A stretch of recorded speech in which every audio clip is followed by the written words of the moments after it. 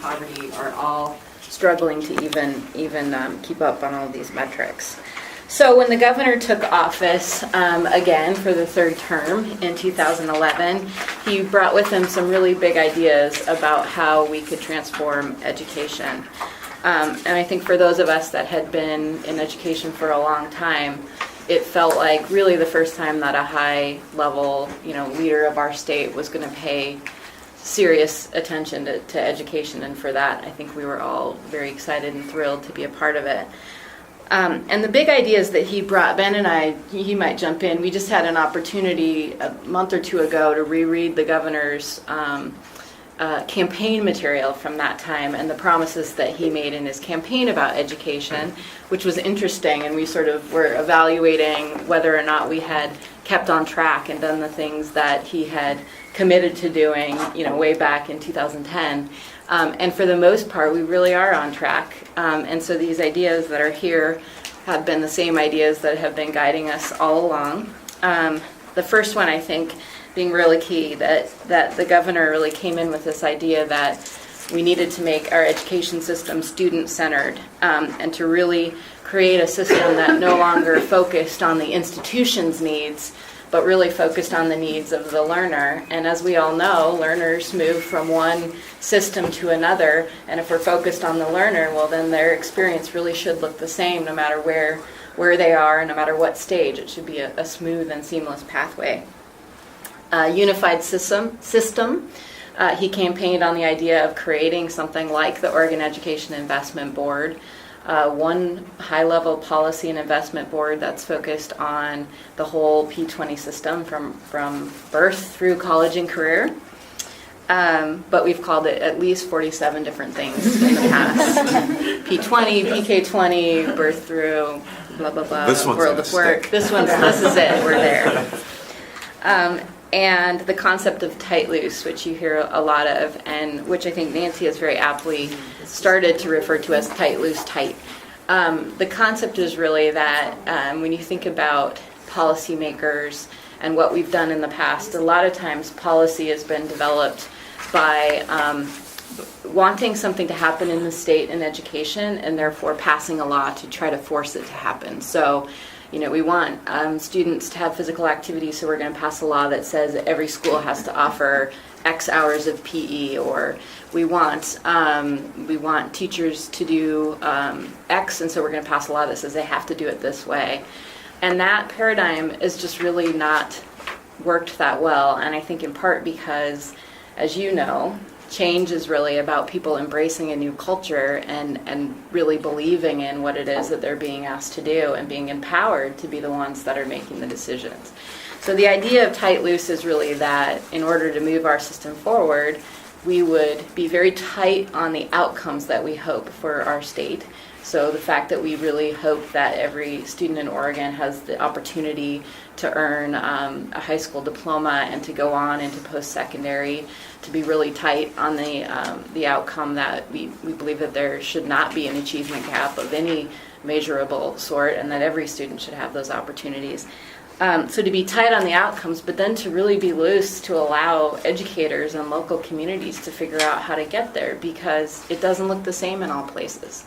The way that they're going to reach 40-40-20 in Burns is not the same as the way they're going to reach it in the metro area. And we don't know everything there is to know. We know more than we have before, but we don't know everything about how education is going to change. And so being tight on outcomes but loose on how allows the state to change and grow and evolve and be innovative. But then again, we also know that there are times when the state people are not achieving those outcomes, and there may be places where we then need to get tight again and to come in and really make sure that people aren't ignoring the things that we know are best practices just because they don't want to or aren't able to put them in place. And then the act early piece, I think, is something that the governor, I think just because of his background as a doctor, he really brings to all of the policy work this idea of it is cheaper and more effective to get in there and solve a problem before the problem happens rather than to wait as he says, rather than to put the baby in the stream and catch it down at the other end, it's better to make those investments up front.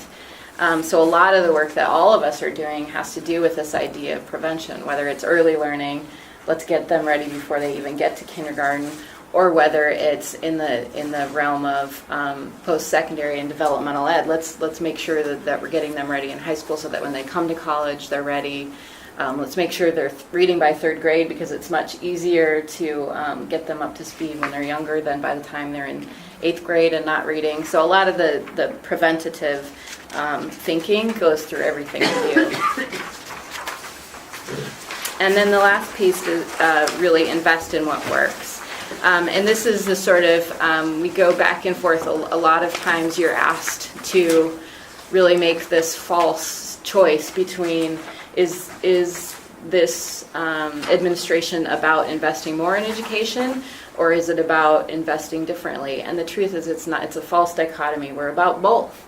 The governor strongly believes that we are not investing adequately in education at any level, but he also believes that the system itself is not set up to make the wisest choices with the money, and that we need to both invest wisely and invest more, and as a result, it will create a kind of cycle of prosperity where we're investing more, so we're getting better outcomes, and that's actually making our economy work better, which is creating more money that we can then invest in education, and that's the whole sort of cycle. So often, when people say, well, you don't care about, all you care about is doing more with less, that's not true. That we're really about both. So Nancy, in 2011, worked her tail off to pass Senate Bill 909, which was the bill that created the Oregon Education Investment Board. The board is established for the purpose of ensuring that all public school students in this state reach the education outcomes established for the state. So that's what we're all about. In 2011, one of the first things the board did, and even before the board, a working team that was put in place, looked at what are those outcomes along this learning continuum, the very highest level outcomes that we want to pay attention to. You see across the top of this bar, this is the sort of overarching outcome that the governor has used in his 10-year budget, which is that Oregonians are prepared for lifelong learning, rewarding work, and engaged in citizenship. So that's the big overarching education outcome, and then below it are the kind of learning stages, the interim outcomes along the way that we pay attention to. Then on the bottom, obviously, the equity, the no achievement gaps piece. The same year, 2011, the legislature adopted Senate Bill 253. We often call the 40-40-20 goal our goal or the governor's goal, but the truth is the legislature adopted this goal, and it really is the state's goal. It's all of our goal. And this just describes what it is you now have heard many, many times over, which is 40-40-20, which means that every student in Oregon will earn a meaningful diploma, and that 40% will go on to earn an associate's degree or certificate of economic value, and 40% more go on to earn a bachelor's degree or higher. Let me just reinforce the political point that you made about it being sort of the state's goal and a legislatively adopted goal. The origin of this predated the governor's campaign in 2010. It actually came out of the last administration, Kuligoski and his work with business groups and others that were assessing sort of the kind of economy and state that we wanted Oregon to have in 2025. So as closely as this has become associated, I think, with this governor and with your work, and it really is. I think part of its power is in the breadth of engagement and support in this goal from both parties, from multiple administrations, from legislators and executive. I mean, it has served as a real beacon for a lot of folks. And are these percentages here? Those are back from. We were talking about this recently. That yeah, it hasn't been updated. It hasn't been updated. So when you see, and sometimes you see it depicted in a bar graph, yes. You've all probably seen that. That was done in 2011. It hasn't been updated. The other thing to know is when you see the bar graph and you see currently 42% of Oregonians have a diploma, and people say, well, that actually seems higher than what I thought based on our graduation rates. The figures in the 40-40-20 really look at Oregon, the pipeline of Oregon, so they look at all Oregonians from, is it 25 to 36 or something? The 30, 18, 42. Yeah. Yeah, that's Yeah. yes. 25 to 34. 25 to 34, and it used census data to really look at who ended up, who reported that they have a diploma.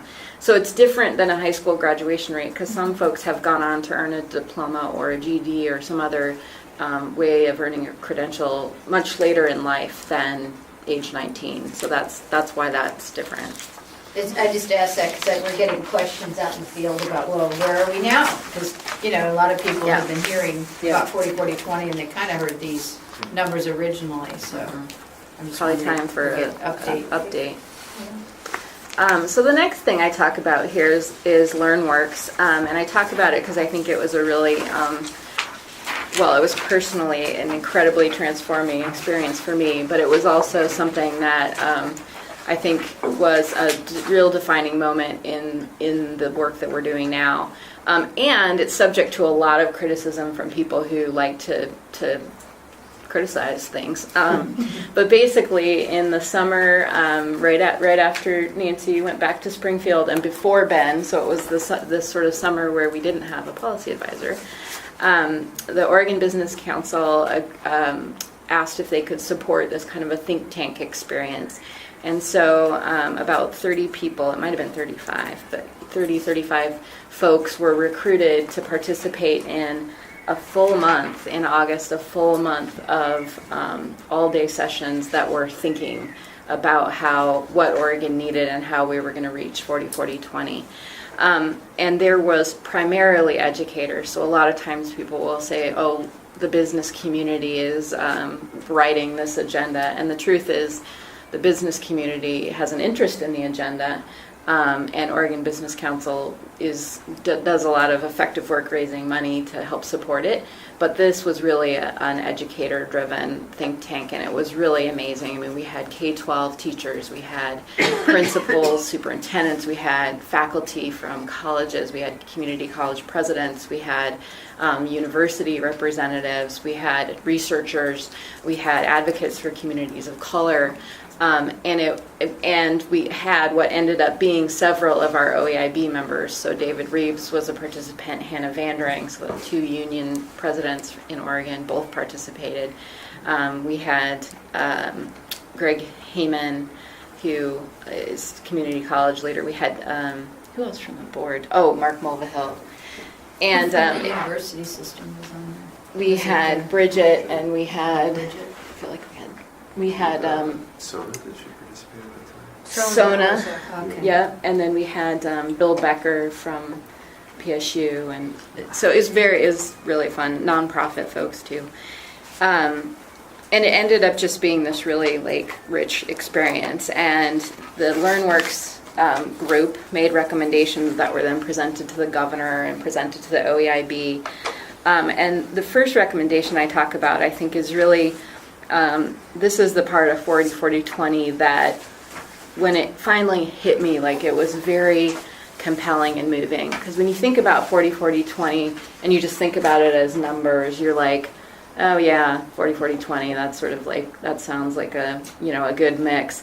But when you start thinking about what it means in the context of our system historically, it's a huge shift, because the education system was always set up to sort students out, to say that there are some students that are only going to, get a high school diploma. There are some that only need 8th grade education. And back in the 50s, 60s, 70s, the economy was such that you could have a 5th grade education and go on to support your family. And you could, figure out a way to make it work without those higher levels of education. But 40-40-20 says not only do we want our state to look like that, but every single student has the right to achieve the highest level, and we're going to support each and every one to get there. rather than assuming that the system is set up to make sure that some of them don't get there, to sort of shuffle it out. So I think it's profound, and the group was very committed to the idea that it really does represent an equitable Oregon. It represents an Oregon where, you know, each and every person is going to have that opportunity. The LearnWorks group actually was the first group to come up with the idea of achievement compacts. It was not the idea of a very detailed spreadsheet like we have now. It was an idea that in exchange for the state investing in education, we should be asking education providers, what are you committing to do with this $8 billion investment that the state makes in education? So state invests money, districts say what they're going to do, or colleges or universities, what they're going to do in exchange, and it becomes a compact, a mutual agreement to achieve these outcomes. The LearnWorks group also was that came a lot deeper in thinking around this idea of strategic investments. How do we really look at what's working and invest in it? And the things they recommended, which ended up ultimately being in our investments, a lot of them were parent engagement, like understanding that the biggest lever for moving us forward is to really involve parents and to have parents be the partners and owners in the learning of kids. Dual language strategies. We have a vastly growing population of English language learners, and it's only when we really embrace the idea that that knowing more than one language is an asset that we can move forward. And then teacher embedded professional development. We spent a lot of time in LearnWorks thinking about, you know, every other profession having tons of time to really think and reflect and learn and collaborate, and teachers are absolutely isolated, and you know, they teach in a classroom, they have no time to talk to each other, they have no time to really plan or reflect, and that is a huge hurdle to actually having quality instruction happen. And then proficiency-based teaching and learning, which to this group, to some folks, if you say that, it means something very specific. To this group, it really just meant, let's stop putting time limits on what it takes for kids to learn. Let's let kids move at their own pace. Let's think about how we could create a system where, you know, a student could be moving on to 5th grade level in math while they're still working at their 3rd grade level in reading, but they're going to be engaged and excited if we let them move at their own pace. So that's going to create a system that's more engaging. So those were the LearnWorks recommendations, and it was not an evil corporate think tank. It was actually a very thoughtful. We need the degree profiles. That was around. That was around the kind of career pathway idea, the like creating multiple opportunities and ways and packages to make it more effective. And Sana led that work, and I'm not super familiar with it, but it was pretty detailed work that they did. And Whitney, was that really aligned to workforce development and economic development conversations as well? Then, or what did it not go into not that really, detail? not into that detail. Yeah. So, okay, I'm gonna turn it over to Ben because he's so 2012. Well, it's awkward to be introduced as a sort of historian on this topic, because I think for all of us, I mean, I look at you too, Nancy, it's all really very new. And my engagement in this work really began as a legislator in my 3rd term with the governor elected. And while he was proposing these ideas to the legislature in 2011, and I have to say it was incredibly exciting from that perspective for a governor to bring the level of energy and ideas that he and Nancy did to education. My experience with the legislative process relative to education is that you pretty much have one conversation, and it was well, there were 2 types of conversations. The one was, how much are we going to spend? And it was $7 billion, $6 billion. I mean, that was sort of the level of debate. Should we spend 7 or 6 or 8 or 4 or 2? And, you know, just sort of be back and forth. And it was really a pretty uninformed and unintelligent debate about education. Most legislators thought more was better, but of course there are other priorities. And so we just sort of try to outdo each other on saying we wanted more for education. So that was one type of debate the legislature had. The other was that we would get, as a legislator, we would get proposed, we would see something going on in our schools typically, and it was usually K-12, we'd see something going on in our schools that we didn't like or somebody complained to us about, and we'd say, well, yeah, that's a problem, let's fix it. And so we're legislators, right? So we wrote a bill and we tried to get support for the bill from our colleagues, and if we got 31 votes in the House and 16 in the Senate, then we made a law, and we changed, and Whitney alluded to that, sort of more PE time, or I did this. I mean, I thought, hey, this whole idea of dual credit, which we're all focused on now, is really awesome. Let's get, so we have this expanded options program, but I was hearing it wasn't working very well, so I wrote a bill to change, and that's what you did.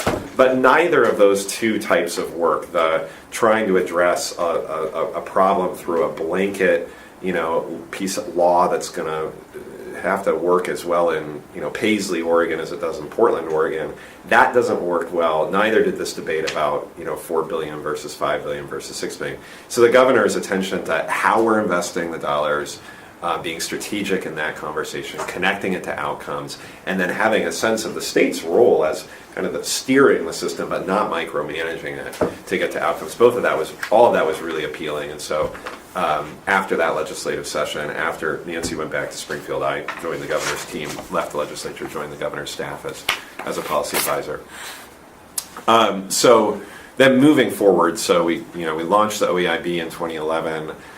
Into the short session of 2012, the legislature passed, at the governor and the OEIB's recommendation, Senate Bill 1581, which formalized achievement compacts, and so they really created the legal instrument that LearnWorks had envisioned, but went through some twists and turns to actually get it passed. It clarified the authority and responsibilities for the chief education officer. So while that position was created in 2011 alongside the board, it wasn't clearly provided with authorities relative to the education system. Senate Bill 1581 establishes that the chief education officer has the really authority to lead the state agencies on education for the purpose of creating a seamless P20 system. So the law now articulates that authority, which people had sort of assumed, but it wasn't really in the law, and so there were a lot of questions around that. So 1581 clarified that. Later that year, we hired our first chief education officer, Dr. Crew.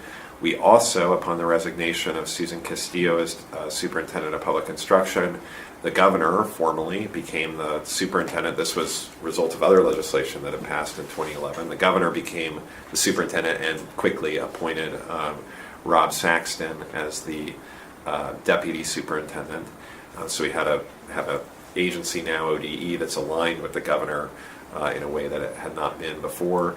We have been engaged, Whitney and I, very heavily, and a lot of staff at ODE on the process of requesting a waiver from No Child Left Behind. And so that work kind of culminated in June or July of 2012. We began the first round of achievement compacts. The governor hired Jada as its first early learning systems director, another position created in 2011. And then hired in 2012 and brought into alignment with OEIB and the Chief Education Officer's leadership. The next slide, and we used this back when people were trying to make sense of all the changes, not the governance changes, but the sort of how the state's interacting with schools kinds of changes. And there were all these new ideas related to the waiver and achievement compacts. I don't think it's probably worth going into this in any detail, but trying to express that these different tools, achievement compacts, report cards, the designation of certain K12 schools as priority focus or model schools through our waiver, and student-level data have different audiences, different purposes. They're done at different levels, but they're part of a holistic approach that Whitney characterized as sort of tight, loose, tight on the state's relationship with schools. The next big challenge for the governor and the OEIB was to begin to plan for the 2013 session, and in particular the budget. The promise of the OEIB and the promise of the governor was to present to the legislature a comprehensive, unified P20 birth, college and career budget that was focused on outcomes. Like all other outcome areas in state government, from natural resources to public safety. The governor convened a team of citizens to look at the outcomes OEIB and the legislature had established for education, and then advise him on how to prioritize budget kind of purchases, if you will, to maximize those outcomes. And so you see the folks who were involved in that team.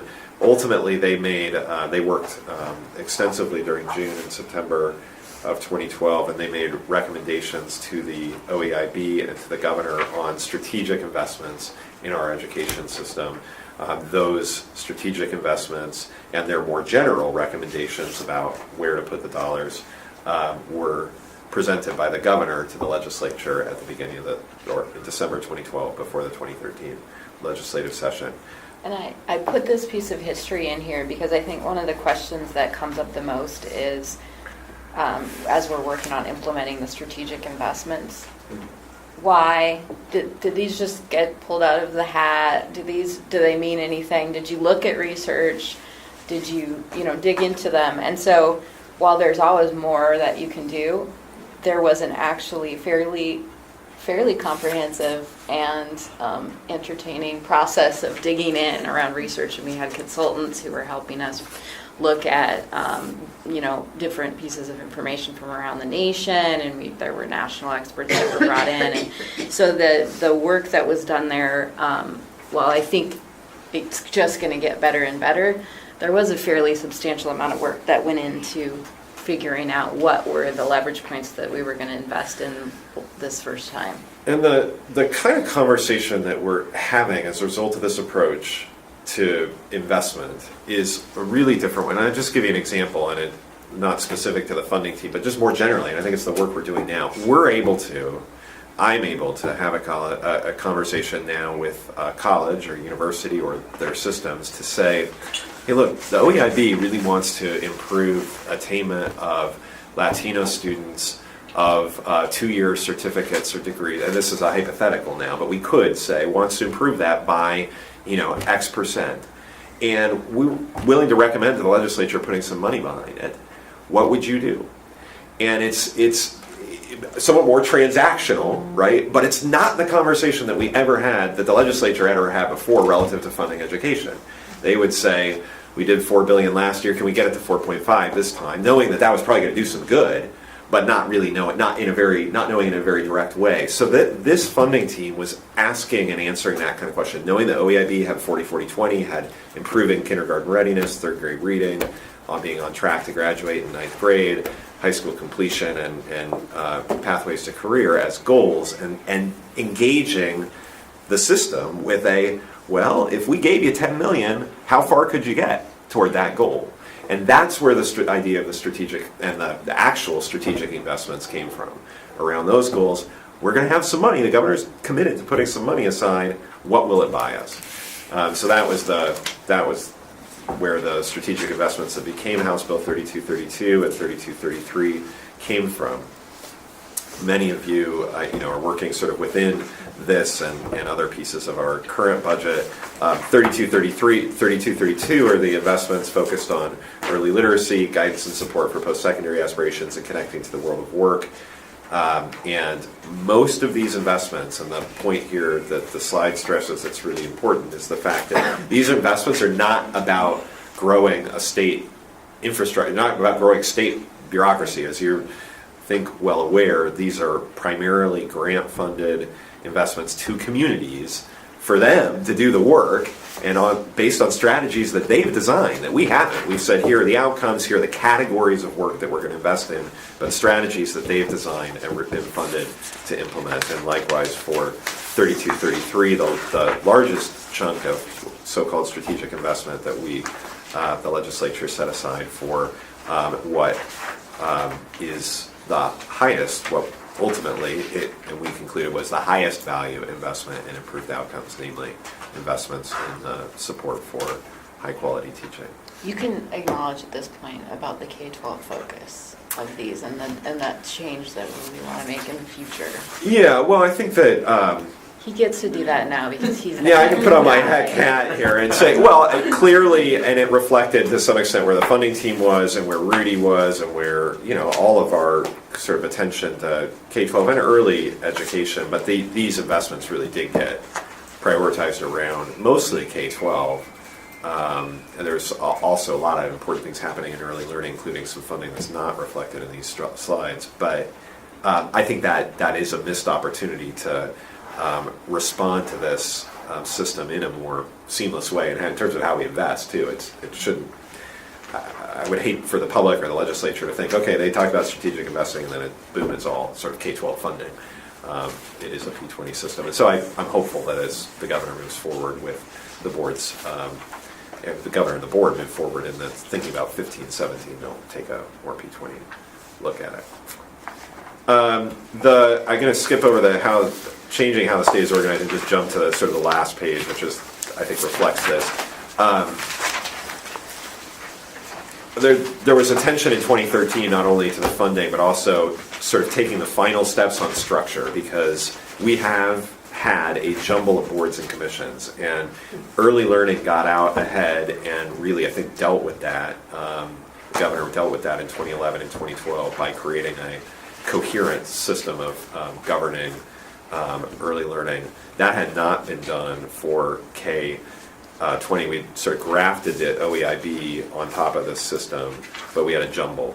And so what we've done in 2013 is create, I think, a really actually fairly simple, I know it still looks complicated, I didn't give you the old chart, but a fairly simple way of organizing the system. And for those who haven't seen it before, the bottom half, it's hard without the colors, unfortunately. On the slide it's colored, but the bottom half of the page are your local providers of education. And they're the people, they're not on state government payroll. And that's sort of my simplest. So these are people who work for school districts or work for community colleges or ESDs or daycare centers to take it to the, or preschools to take it to the part of the early learning field. They work for universities. Above that bar in the middle that says funding rules and compact is the state. And the dark lines, the dark bars on the state side are boards, namely the OEIB, the Early Learning Council, the Youth Development Commission, the State Board of Ed, and the HAC. And then the lighter bars are the staffs or agencies that support those commissions or boards. And so the OEIB has, of course, its own small staff, but it is also supported by the various. At one time, we actually talked about ELC, YDC, State Board of Ed, and HAC as really essentially sub-councils of, or subcommittees. Didn't sound right. I still think that it's important for OEIB and its staff to understand that these councils, and this is in statute, or boards, expect to receive some direction from the OEIB. It's an opportunity for the OEIB. The ELC, ELC was created in 909. It's very direct in there. The ELC is sort of a little unit of the OEIB. But I think we were smart not to, some thought, well, we were going to have a single super board. I think we were smart not to do that. You can't effectively operate. The OEIB would be just jammed up with work and details that it's not appropriate for it to be dealing with if it had subsumed all of this. But these are boards that are rulemaking boards that have a great deal of authorities, but their general policy direction and the overarching strategic plan should come from the OEIB, and these boards and their agencies should be working within that system. And then, some people prefer this chart was side by side, because this is still a very top-down way of looking at the world, right? The state's on top, and the providers of education are down below. They work for us, and they don't, right? I mean, that's the sort of tight loose, and we're in a partnership. Compacts try to express that partnership, and this would be more elegant, I think, if it was. You have a side-by-side one. And Yeah, you 'cause have one crowded. that moves and I got all up kind and of things versions of this. like animate.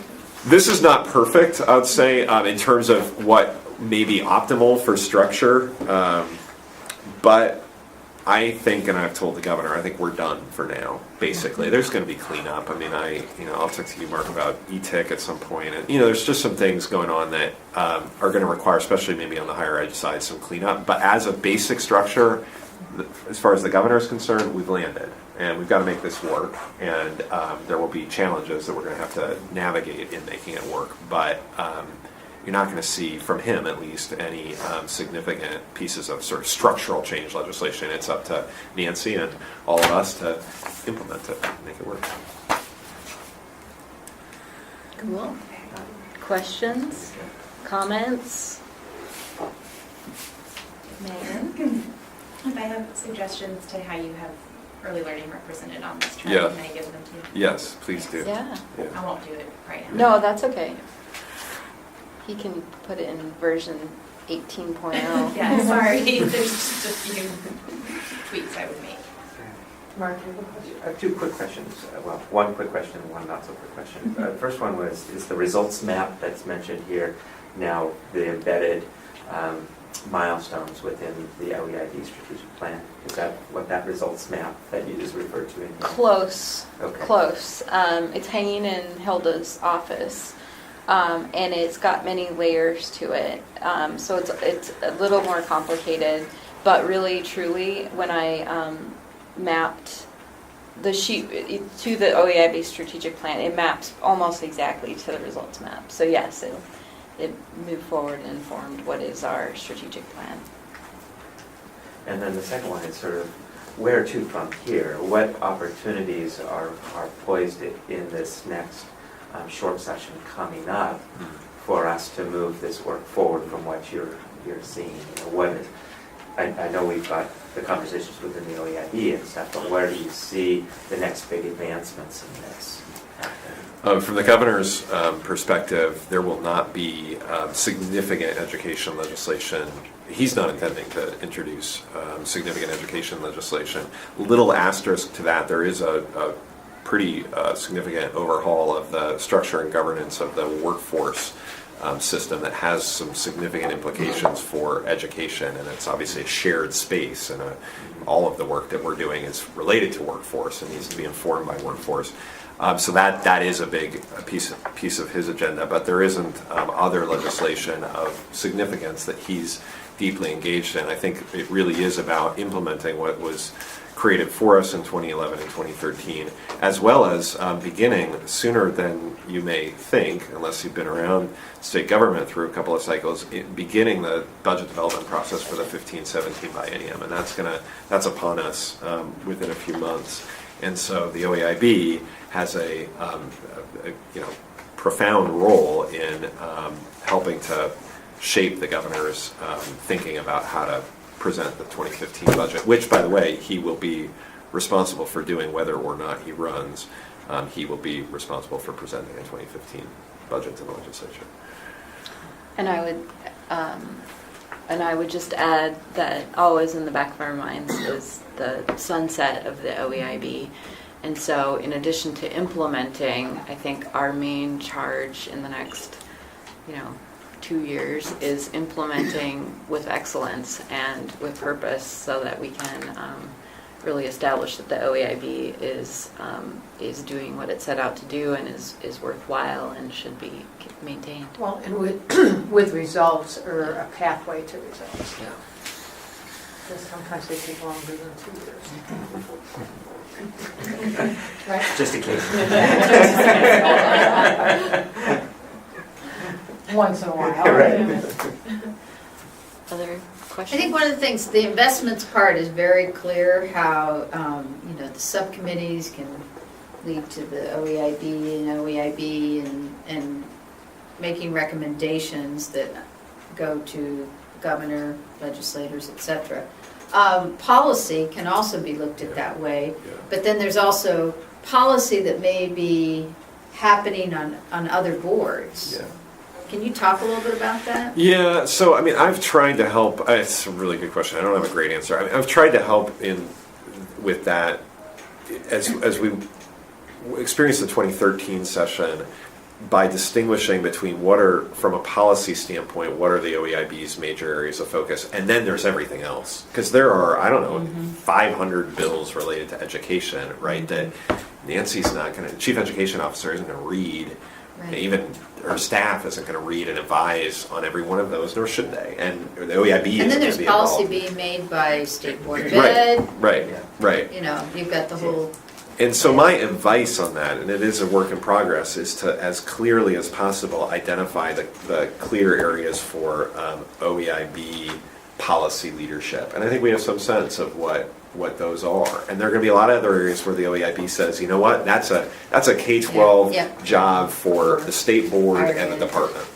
You know, Yeah, and but- Rob is going to take the lead on Yeah, that. and what we're not, what the OEIB is not, is an appellate board, meaning the OEIB's job is not to micromanage, oversee, overrule the decisions of these other boards. It really is to set this higher level direction and to be real clear about where it does have policy responsibility and to let, you know, a lot of the other stuff be managed at these other boards, so. So we're the what and the why, and the others are how, so not that we don't talk together, but, so we're gonna stay focused on the what and the why and create it in such a way that it should really help the hows get the work done they need to do. Exactly. Yeah. Well, thank you, everybody. Thank Thank you, guys. That was wonderful.